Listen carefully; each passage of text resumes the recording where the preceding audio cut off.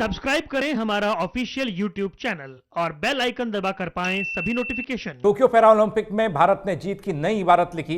भारत ने 19 मेडल जीते हैं, जिनमें 5 गोल्ड मेडल, 8 सिल्वर और 6 ब्रॉन्ज मेडल शामिल हैं। भारत ने पैरालंपिक गेम में ऐतिहासिक प्रदर्शन किया, लेकिन इस ऐतिहासिक प्रदर्शन के पीछे की कहानी क्या है और कैसे भारत ने पैरालंपिक में कमाल करके दिखाया, ये सब जानेंगे पैरालंपिक के चैंपियन से।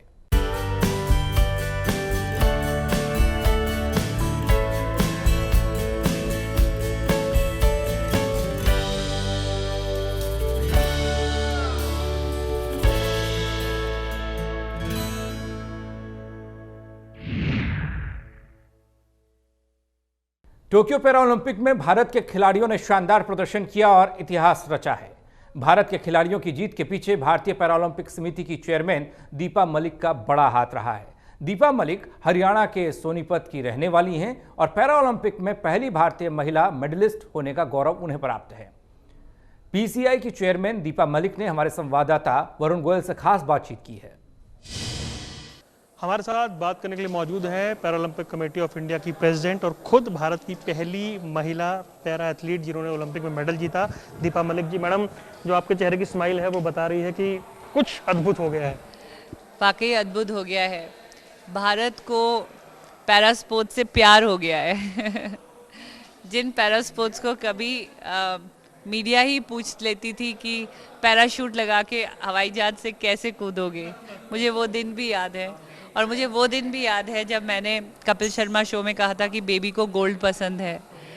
2020 में मेरा तो इवेंट आया ही नहीं, लेकिन खेलों से जो प्यार रहा उसमें मैंने अपना योगदान बतौर एक टीम लीडर के तौर पे निभाने की कोशिश करी और एक अच्छा बेहतर कम्युनिकेशन पूरी टीम में बना के रखा। चाहे वो प्रपोजल्स समय से स्पोर्ट्स अथॉरिटी में देने हो, चाहे खिलाड़ियों से लगातार बात करनी हो, उनकी ज़रूरतों को, कोचेज़ की ज़रूरतों को, उनके कैंप की ज़रूरतों को टाइम से समझना हो, उनके प्रोस्थेटिक्स हों, उनकी व्हीलचेयर हों। और बहुत बड़ा धन्यवाद देती हूँ सभी के सहयोग का, क्योंकि देखिए एक मेडल जब बनता है तो उसमें कई हाथ जुड़ते हैं। उसमें फंडिंग की भी बात करनी है, स्पोर्ट्स अथॉरिटी ऑफ इंडिया की टॉप स्कीम की भी बात करनी है, आदरणीय प्रधानमंत्री के प्रोत्साहन की भी बात करनी है, खेल मंत्री की डायरेक्ट अकाउंटेबिलिटी लेने की भी बात करनी है। फेडरेशन ने अथक प्रयास जो किया, हर बच्चे का प्रपोजल बनाना, उसको टाइम टू टाइम एक्सपोजर देना, उसका सिलेक्शन ट्रायल्स में सही टीम को चुनना। इस बार ये भी बहुत अच्छा रहा है कि एथलीट को ही प्राइम रखा गया है।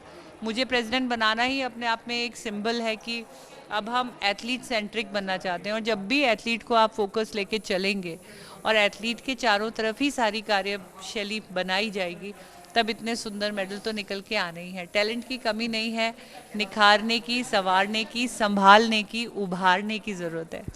पिछले 8-10 साल में अगर मैं कोई एक पॉइंट पूछूं, क्योंकि आप खुद खेल से आई और फिर आप एक तरह से प्रशासन में आ गई, ऐसा क्या बदल गया, ऐसा क्या टेबल के उस पार हो गया जिसने पूरी पिक्चर बदल दी? अब ये तो आप बताएंगे क्या बदला। हमने तो हमारी मेहनत रखी है सर। बदला यही है कि बस अब हमने ये ठान लिया है कि सही बच्चों को खिलाना है, उनको सही सुविधा देनी है, उनकी बात सुननी है, उनकी ज़रूरतों को पूरा करना है। और एक सलाम मैं कोचेज़ को भी ज़रूर दूंगी, क्योंकि उन्होंने भी अपनी कोचिंग शैली को अपग्रेड किया है, अंतर्राष्ट्रीय स्तर की साइंस उसमें जोड़ी है। टारगेट ओलंपिक पोडियम स्कीम की वजह से उसमें स्पोर्ट्स साइंसेस का इजाफा हुआ है। एक आसानी होती है मेंटल ट्रेनर से बात करने में, उसकी फ़ीस भरने में, या लेटेस्ट इक्विपमेंट खरीदने में। जैसे भवीना है, उन्होंने रोबोट के साथ ट्रेनिंग करी। सुमित अंतिल ने 3-3, 4-4 प्रोस्थेटिक टांगे ली, जो एक प्रोस्थेटिक्स जो आती हैं वो 4-4 लाख की, 3-3 लाख की आती है। शरद कुमार बाहर यूक्रेन में फॉरेन कोचेज़ के तहत उन्होंने, और जो बहुत ज़्यादा दिव्यांग श्रेणी के खिलाड़ी हैं उनको सपोर्टिंग स्टाफ चाहिए, और उनके मेंटल हेल्थ का बहुत ध्यान रखा गया। क्योंकि मैं खुद एक दिव्यांग खिलाड़ी रही हूँ, मुझे पता है कि किस खिलाड़ी को किस चीज़ की आवश्यकता है। शायद जो कम्युनिकेशन हमने रखा खिलाड़ियों के साथ, या एक भरोसा रहा खिलाड़ियों को भी कि हाँ उनकी आवाज़ कोई सुन रहा है, तो जो जो कम्युनिकेशन इजी हुआ, और दूसरी जो फेडरेशंस हैं उनको भी मैं धन्यवाद दूंगी, क्योंकि आर्चरी फेडरेशन है, टीटी फेडरेशन है, पैरा बैडमिंटन की जो फेडरेशन है, इन्होंने भी बिल्कुल हमारे साथ कंधे से कंधा मिला के काम किया।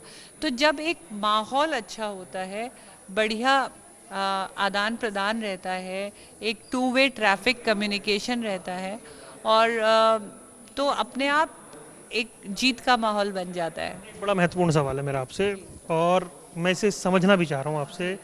आपका एक्सपीरियंस और जो मौजूदा चीज़ें हो रही हैं, क्या देश में स्पोर्ट्स कल्चर तैयार हो रहा है? बेशक तैयार हो रहा है। आप देख लीजिए ओलंपिक्स में कितना बेहतरीन रिवाइवल हुआ है हॉकी का। एक पूरा स्टेट उड़ीसा लगा है उनकी तैयारी में, डेडिकेटेड एक स्पोर्ट को लेके। तो ऐसे मुझे लगता है हर एक को जुड़ना पड़ेगा। जब जब गवर्नेंस फेडरेशन का तालमेल बढ़िया हो जाता है और खिलाड़ियों को सब सुविधा टाइम पर, देखिए टाइम बाउंड भी बहुत ज़रूरी है कि जब समय पे चीज़ ही नहीं मिलेगी, अगर एक नकली टांग देनी है तो वो आप कंपटीशन के एक दिन पहले नहीं दे सकते, उसको आपको 6-7 महीने 8 महीने पहले देना पड़ेगा ताकि बच्चा उसमें प्रैक्टिस कर सके, उसको अडेप्ट कर सके। तो ये जो माहौल है ये वाकई बेहतरीन है, और इसका असर आपको परफॉर्मेंस पे नज़र आ रहा है। ओलंपिक्स में आप देखिए इतिहास रचा गया, नीरज चोपड़ा जी पहला भाला लेकर आए, तो उस भाले के साथ हमने हमारे भी भाले के मेडल ढेर सारे जोड़े, उनकी जो प्रेरणा थी वो पैरालंपिक में भी काम आई। तो पर अब मेरा आगे का एक और सपना है, जिस प्रकार यूनाइटेड नेशंस ने पैरालंपिक और ओलंपिक को अब एक ही पटल पे रख दिया है, 2024 में एक ही मैस्कट बनेगा, एक ही एम्बलम बनेगा, और इन खेलों को कभी ओलंपिक या पैरालंपिक नहीं बोला जाएगा, इनको पैरालंपिक ओलंपिक, ओलंपिक पैरालंपिक दोनों को मिला के जोड़ के बोला जाएगा। और जब ऐसा भी आपस में इंटीग्रेशन होता है, जैसे हमारे दिव्यांग खिलाड़ी भी हैं, वो पीपल विदाउट डिसेबिलिटी जो खिलाड़ी हैं, ओलंपियंस हैं, उनसे बहुत कुछ सीख रहे हैं।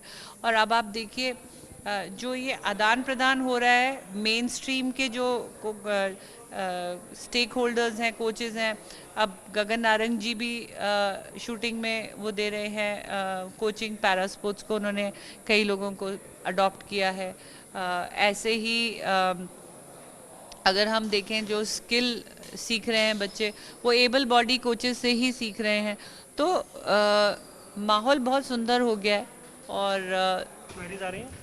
क्वेरीज तो इतनी सारी आ रही हैं कि मुझे लगता है कि मेरी जिम्मेदारी काम बढ़ गया। मुझे लगा था कि पैरालंपिक ख़त्म हो जाएगा तो हमें थोड़ी सी सांस आएगी, लेकिन जिस हिसाब से अब हमें हमारी कमर कसनी है, हमें डिस्ट्रिक्ट लेवल पे अवेयरनेस हेल्पलाइंस लेनी है, हमें डिस्ट्रिक्ट स्पोर्ट्स ऑफिसर्स में हमको ज़्यादा से ज़्यादा बात करनी है, हमें जूनियर मैचेस जो बच्चों को नई नस्ल की आइडेंटिफिकेशन, क्योंकि इस बार आप देखिए नए बच्चों ने कितना बेहतरीन किया है, पहली बार पैरालंपिक गए हैं और जाते ही छा गए हैं।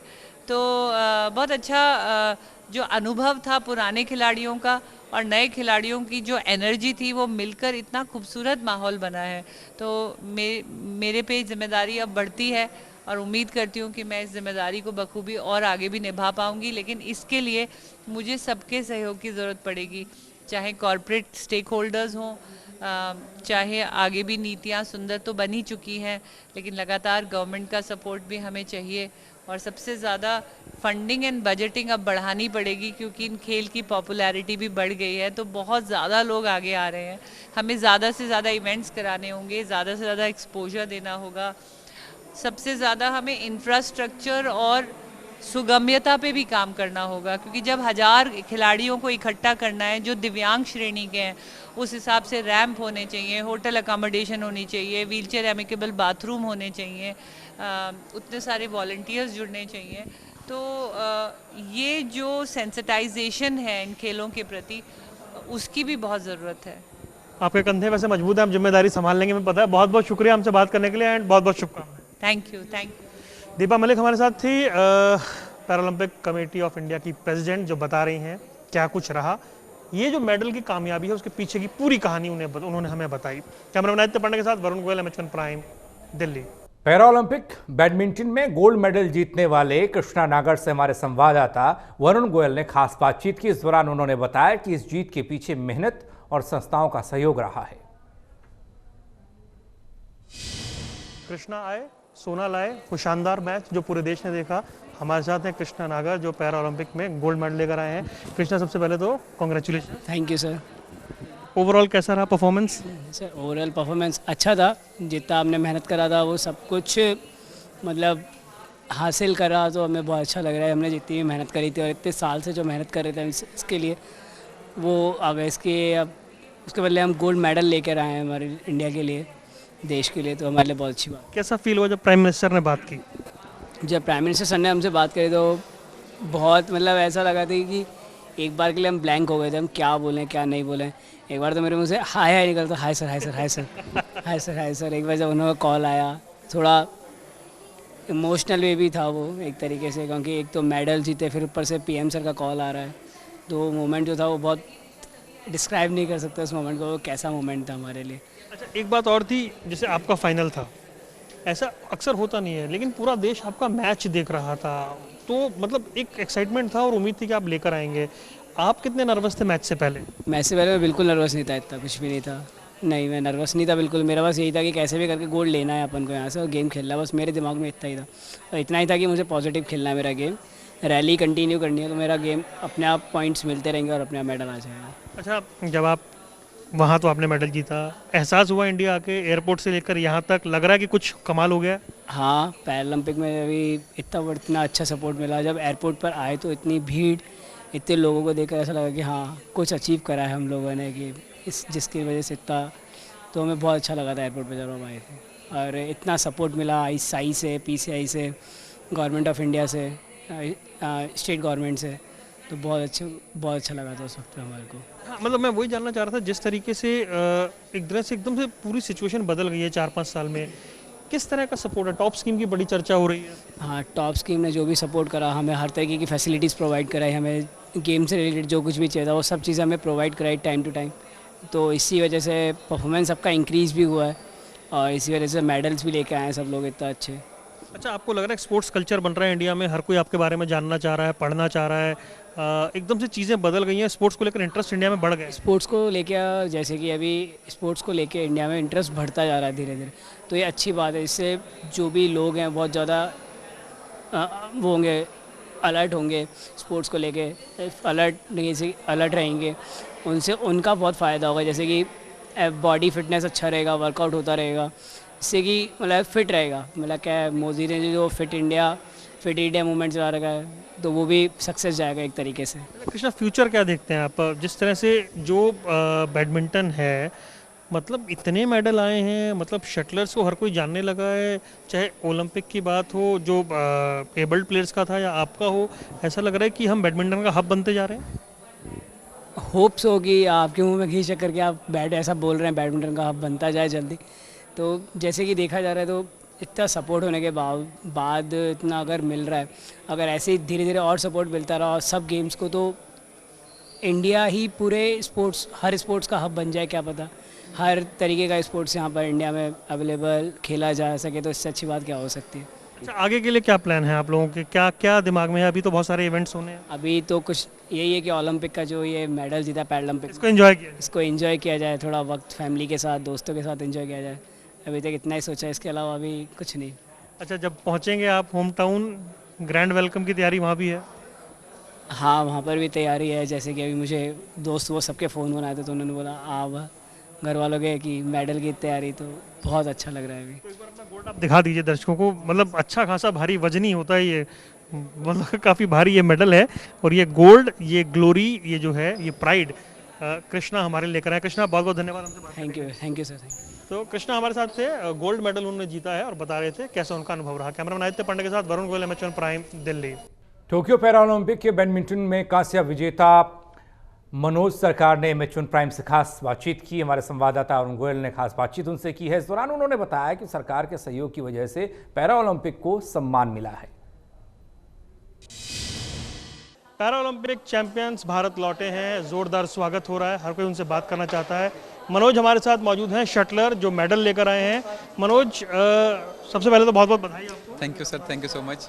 मेडल्स आए, लेकिन शटलर में तो कमाल हो गया, इतने सारे मेडल आए हैं, इतने सारे प्लेयर्स तैयार हो गए। एक्चुअली चीज़ें थोड़ी सी मैं ब्रीफ करना चाहूँगा, वो ये है कि टोटल 7 लोग गए हम लोग, और 7 में से 6 सेमीफाइनल खेल रहे थे। इवन 2 मेडल्स हम ऐसा लगा कि मिस कॉल करके आ गए, लाइक घंटी था और टच करके आ गए, बिल्कुल मिस कर गए, और 4 की जगह 6 मेडल होने वाले थे। बट डेफिनेटली श्योर कि नेक्स्ट टाइम ये इसकी जो एवरेज है और ज़्यादा बढ़ेगी और बैडमिंटन में और ज़्यादा मेडल्स आएंगे। अच्छा, जिस तरह से आपके साथ एक डीएम भी खेल रहे थे, एक अलग सा अट्रैक्शन था कि इस तरह से कुछ दिमाग में चल रहा था, अलग सा एक मोटिवेशन मिल रहा था। एक्चुअली अगर सुहास भैया की बात करें, हम भैया इसलिए बोलते हैं क्योंकि जब हम लोग एक साथ रहते हैं तो भाइयों वाला प्यार रहता है, और कभी भी उन्होंने ऐसा फील नहीं कराया कि ये मैं डीएम हूँ और मनोज दूसरे एरिया से हैं, तो कभी उससे उन्होंने फील नहीं कराया। हमेशा ऐसा लगता है कि हम भाइयों की तरह। इवन मेरे रूममेट भी हैं वो, तो उनके साथ जब भी रहता हूँ तो एक चीज़ मैंने उनके अंदर बहुत अच्छा देखा कि गट्स फीलिंग उनकी बहुत ज़्यादा स्ट्रॉग है, इवन हमसे भी ज़्यादा स्ट्रॉग है।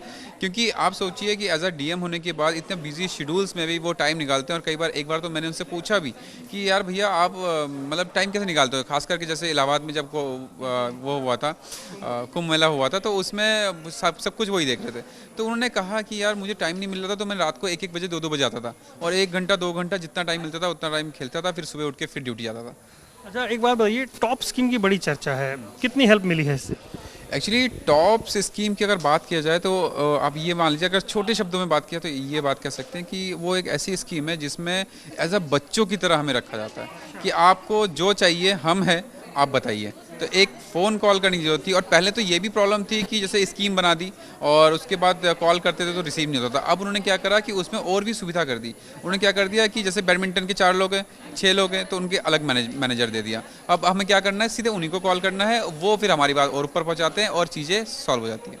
अच्छा, बैडमिंटन में एबल्ड एथलीट में पीवी सिंधु तो बैक टू बैक मेडल ला ही रही थी, अब आप लोग मेडल लेकर आए हैं, ऐसा लग रहा है कि बैडमिंटन को लेकर अब चर्चा बहुत होने लगी।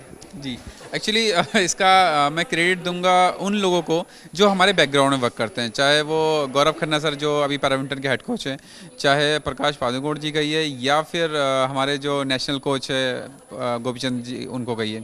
इनके पीछे इनका ही सपोर्ट रहा कि कोच इतने अच्छे हैं कि तभी प्लेयर आगे बढ़ रहे हैं। जैसे पहले शुरुआत किया जाए तो साइना नेहवाल से किया जाए कि उन्होंने जब मेडल ले आए ओलंपिक्स में, उसके बाद बैडमिंटन बहुत पॉपुलर हुआ, फिर पीवी सिंधु आई, उनका सिल्वर और ब्रॉन्ज कंटिन्यू रहा, और तो उनकी वजह से हमें इतना मोटिवेशन मिला कि अगर वो कर सकते हैं और हम क्यों नहीं। और पैरा ओलंपिक्स में जैसे ही बैडमिंटन ऐड हुआ तो हम तो ज़्यादा खुश हो गए, क्योंकि ऑलरेडी पैरा बैडमिंटन बहुत अच्छा चल रहा था वर्ल्ड में, और हमें बिलीव था कि ये जो मेडल टैली है वो बहुत अच्छा जाएगा। अच्छा, 2 मेडल 4 मेडल, लेकिन वहाँ से सीधा ये जंप लगना, 19 मेडल तक जाना, और कुछ मेडल बिल्कुल जैसे आपने कहा लाइट टच करके कुछ रह गए, यानी हमारा जो परफॉर्मेंस है वो अब तक का बेस्ट है। तो फ्यूचर का देखते हैं। ये देखिए, फ्यूचर की बात करें तो इसमें मैं आपको छोटा सा पहले पास्ट में ले जाता हूँ। जैसे इस ओलंपिक्स में हमने 9 इवेंट में पार्ट किया और 54 प्लेयर्स ने खेला। तो जैसे दीपा मैम भी कह रही थी कि हमारी जो सबसे बड़ी जो वीकनेस चल रही है ना अभी, वो ये चल रही है, मेडल्स हमारे बहुत आएंगे, प्लेयर्स हमारे बहुत अच्छे मेहनत कर रहे हैं। आप देखेंगे कि जो भी प्लेयर लूज़ कर रहे हैं वो सेमी में लूज़ करा, क्वार्टर में लूज़ किया, ये फाइनल राउंड में जाके लूज़ करा। तो मेडल प्रोस्पेक्टस तो उस दिन का प्लेयर का होता है कि उस दिन का प्लेयर कैसा खेला, तो वो मेडल आ जाता है या नहीं भी आता है। लेकिन इसमें जो प्रॉब्लम चल रही है वो ये है, वो ये सॉल्यूशन मुझे लगता है सिर्फ आप लोग कर सकते हैं, और वो ये कर सकते हैं कि हमारी जो बातें, हमारे जो अचीवमेंट्स है, जब देश के कोने कोने तक जाती है तब लोगों को मालूम पड़ता है कि पैरा गेम्स भी होते हैं, पैरा एथलीट्स भी हैं, और पैरा ओलंपिक्स में ऐसे मेडल्स आ रहे हैं, और जिसमें गवर्नमेंट बहुत सपोर्ट कर रही है। फैसिलिटी भी है, फैसिलिटीज़ तो बहुत हैं, इन सेंट्रल गवर्नमेंट तो बहुत है, और मैं आशा करता हूं कि हमारी उत्तराखंड गवर्नमेंट भी मुझे अभी इस बार फैसिलिटेट करे और बहुत ज़्यादा अच्छा रहे, और मुझे आशा है कि वो करेंगे। लेकिन इसके जब प्रॉब्लम से वही उसी बात पर आता हूँ कि 9 स्पोर्ट्स में हमने पार्ट किया, तो मुझे लगता है कि अगर हम पैरा ओलंपिक्स में जितने भी स्पोर्ट्स अगर सब में पार्ट करेंगे ना, तो ये मेडल का जो आंकड़ा है वो 100 से ऊपर जाएगा। एक लास्ट सवाल है मेरा, अब ओवरऑल हम देख रहे हैं जिस तरह से मेडल्स आए, ओलंपिक में जो परफॉर्मेंस रहा, पैरा में जो रहा, आपको लग रहा है स्पोर्ट्स कल्चर डेवलप हो रहा है इंडिया में? इसका बिल्कुल बहुत ऐसा क्वेश्चन कहा कि मेरे दिल की बात आपने पूछ ली है। ये सच्चाई है कि स्पोर्ट कल्चर सच में इंडिया में डेवलप हो रहा है और इसके पीछे मतलब वही है कि साई, पीसीआई और पीसीआई, इन सब के बाद जो इम्पोर्टेंट है वो है हमारे पीएम जी का, कि वो उन्होंने हमसे एक बात कही, बहुत सिंपल सी बात कही। वो इन्होंने ये कहा, आप खेलिए, जब आप वहाँ पे पैरालंपिक्स में जा रहे हैं, ओलंपिक्स में जा रहे हैं, तो आप यही हमारे लिए अचीवमेंट्स हैं। आप मेडल के बारे में मत सोचिए। जो अगर जिस देश का अगर प्रधान व्यक्ति आपसे ये बात कहे तो सोचिए कितना मोटिवेशन वाली बात है वो। और स्पोर्ट कल्चर इसीलिए डेवलप हो रहा है, इसके पीछे सेकंड रीज़न ये है कि उनके जो वर्ड थे, उनका वर्ड ये था कि हमारे लिए सब बराबर है। जहाँ बराबरी की बात आती है तो कहीं ना कहीं हमें इतना अच्छा लगता है, हमें लगता है कि यार ये सब इक्वल है, तो फिर मतलब कहीं भेदभाव होते ही नहीं है। भेदभाव होता ही नहीं है, ये कमाल हुआ है। और आप समझिए मेडल कैसे आए हैं, उसके पीछे का पूरा बैकग्राउंड हमें मनोज ने बताया है। कैमरामैन आदित्य पांडे के साथ वरुण गोयल, एमएचएन प्राइम, दिल्ली।